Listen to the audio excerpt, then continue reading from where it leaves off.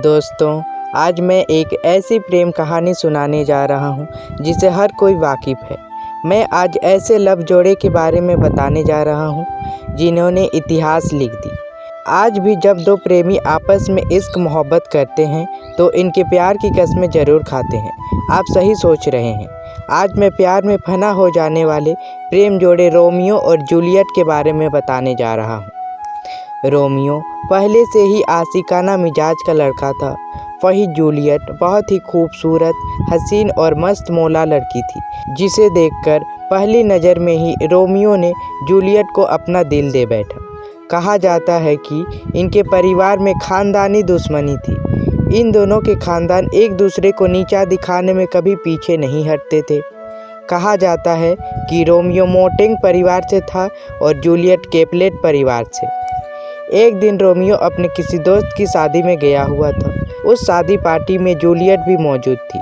उस पार्टी में बहुत सी लड़कियां नाच रही थीं। रोमियो अपने दोस्त बेनवोलियो के साथ बैठा लड़कियों की डांस देख रहा था। तभी उसकी नज़र जूलियट पर पड़ी। जूलियट को देखते ही मानो जैसे रोमियो की सांसें थम सी गई। इतनी खूबसूरत लड़की, पहली नज़र में ही रोमियो को जूलियट से मोहब्बत हो गई। उस पार्टी में रोमियो बस जूलियट को ही देखता रहा। हर तरफ बस उसे ही देखता रहा।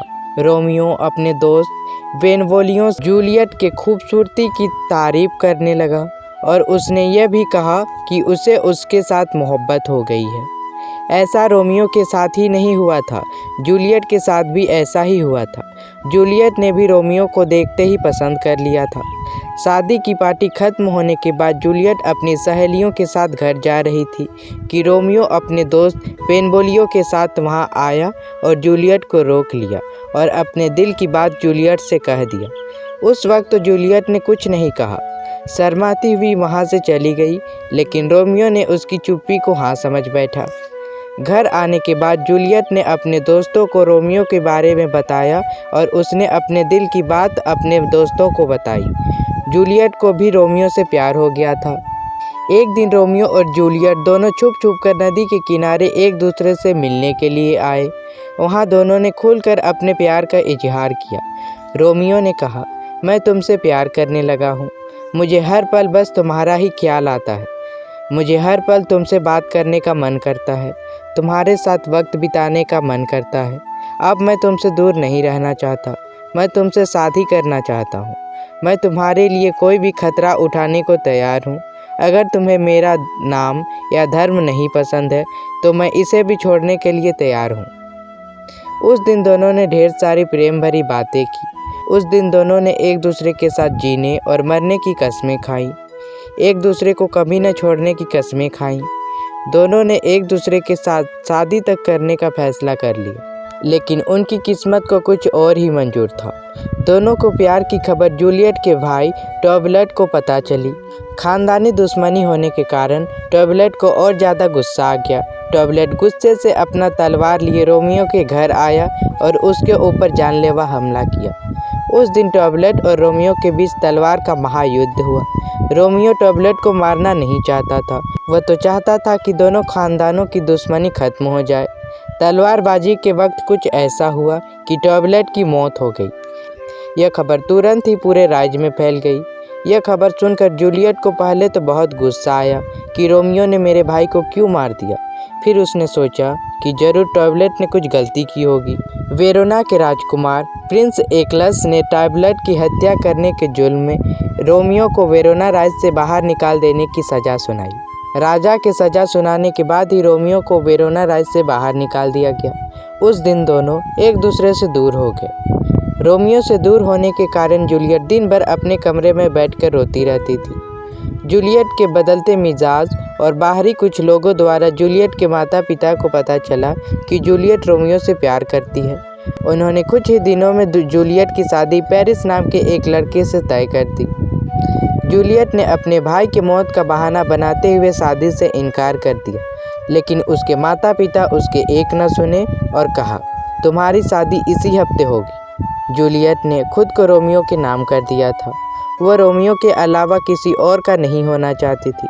जूलियट ने अपने किसी एक खास गुप्तचर के द्वारा रोमियो को अपना पैगाम भिजवा दिया कि उसकी शादी हो रही है और वह उससे मिलना चाहती है। शादी से 2 दिन पहले रोमियो अपना वेशभूषा बदलकर रात के वक्त मिलने आ गया। उस वक्त दोनों ने एक दूसरे को जी भर के देखा, अपने वादे पर कायम रहने की कस्में खाईं, साथ जीने मरने की कस्में खाईं। उस रात दोनों ने खूब प्यार किया। कहा जाता है कि उस रात दोनों ने शादी भी कर ली थी, लेकिन उस रात दोनों के प्यार को ग्रहण लग गया। वह रात दोनों के लिए आखिरी रात थी। उस रात दोनों को एक साथ जूलियट के किसी एक परिवार के सदस्य ने देख लिया। उसने घर के सभी लोगों को बुलाकर रोमियो को पकड़ लिया। उस वक्त जूलियट के परिवार ने रोमियो को जान से मार देने की धमकी भी दी और उन्होंने खुद ही रोमियो को बंदी बना लिया और अपने किसी गुप्त जगह में रखा। यह बात उन लोगों ने बाहर के लोगों तक भनक भी लगने नहीं दी, वरना जूलियट की शादी टूट जाती। रोमियो को जहां बंदी बनाकर रखा गया था, वहां एक आदमी आया और रोमियो को एक झूठी खबर दी कि जूलियट ने आत्महत्या कर लिया है। रोमियो ने झूठी खबर को सच मान लिया। उसने तो अपने प्यार के साथ जीने मरने की कस्में खाई थी।